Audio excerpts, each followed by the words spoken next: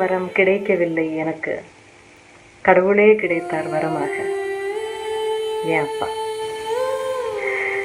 അച്ഛൻ ദൈവമാണ് എന്ന് പറയുന്ന ഈ വരികൾ, തമിഴ് വരികൾ ഞാൻ എവിടെയോ വായിച്ചതാണ്. അച്ഛനെക്കുറിച്ചുള്ള എൻ്റെ ഓർമ്മകൾ തുടങ്ങുന്നതും തമിഴ് മണ്ണിലാണ്. കന്യാകുമാരി ജില്ലയിലെ നാഗർകോവിൽ എന്ന സ്ഥലത്താണ് ഞാൻ ജനിച്ചു വളർന്നത്. അച്ഛൻ അവിടെ ഒരു ചെട്ടി കമ്പനിയിലായിരുന്നു ജോലി.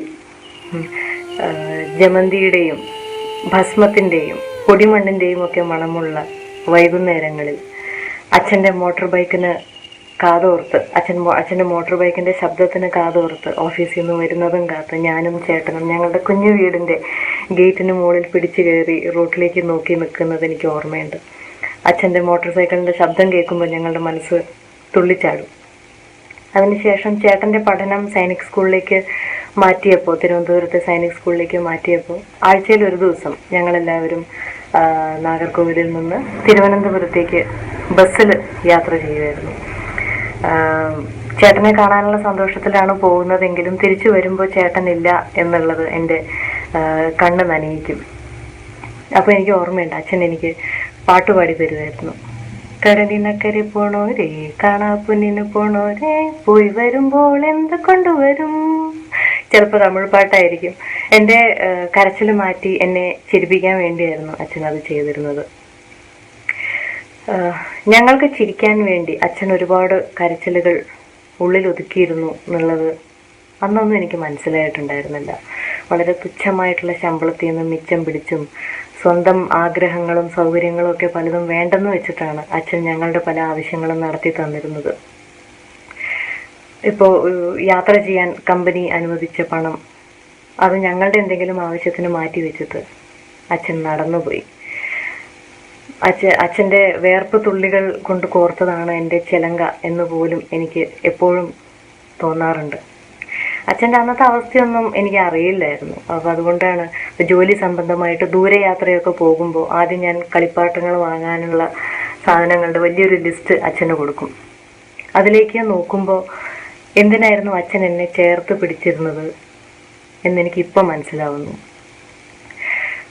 തിരിച്ചു വരുമ്പോൾ കയ്യിലൊരു പാവയുണ്ടാവും, എന്തെങ്കിലും ചെറിയൊരു കളിപ്പാട്ടം ഉണ്ടാവും. പക്ഷെ ആ ഒരു ചെറിയൊരു സമ്മാനത്തിന് വേണ്ടി അച്ഛൻ എത്രമാത്രം വേദനിച്ചിരുന്നു എന്നുള്ളത് മനസ്സിലാക്കാൻ കുറേ കാലം വേണ്ടി വന്നു. അതിനുശേഷം മുതിർന്നപ്പോൾ, വലുതായി കഴിഞ്ഞപ്പോൾ ജീവിതത്തെ എങ്ങനെ നേരിടണം എന്ന് ഞാൻ പഠിച്ചതും അച്ഛൻ്റെ അടുത്തു നിന്നാണ്.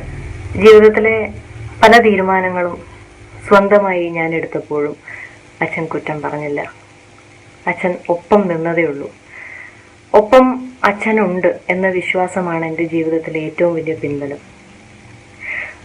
പക്ഷേ ഞങ്ങൾക്ക് സഹ്യപർവ്വതം പോലെ ഞങ്ങൾക്ക് കാവൽ നിന്ന ഒരു മരം പോലെ തണലിലേക്ക് ഞങ്ങളെ വലിച്ച് അടുപ്പിച്ച് ചേർത്ത് നിർത്തിയിരുന്ന അച്ഛൻ തളർന്നു പോകുന്നത് ഞാൻ കണ്ടു. അത് ഈ അടുത്ത കാലത്ത് അച്ഛന് ക്യാൻസർ പിടിപെട്ടപ്പോഴായിരുന്നു. പക്ഷെ അപ്പോൾ അച്ഛൻ ഞങ്ങളെ ചേർത്ത് പിടിച്ച പോലെ ഞങ്ങളെല്ലാവരും അച്ഛനെ ചേർത്ത് പിടിച്ചു. ഞങ്ങൾക്ക് നൽകിയ സ്നേഹത്തിൻ്റെയും ആ ഒരു കരുതലിൻ്റെയും ഒന്നും പലിശ പോലും ആവില്ല എന്ന് അറിഞ്ഞിട്ടും ഞങ്ങളെല്ലാവരും അച്ഛനോടൊപ്പം ഉണ്ടായിരുന്നു.